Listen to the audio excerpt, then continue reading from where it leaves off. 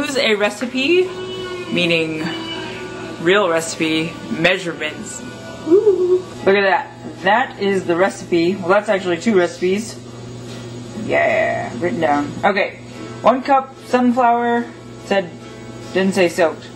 And so we grind that baby up.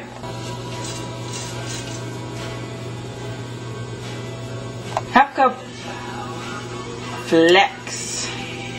Bam!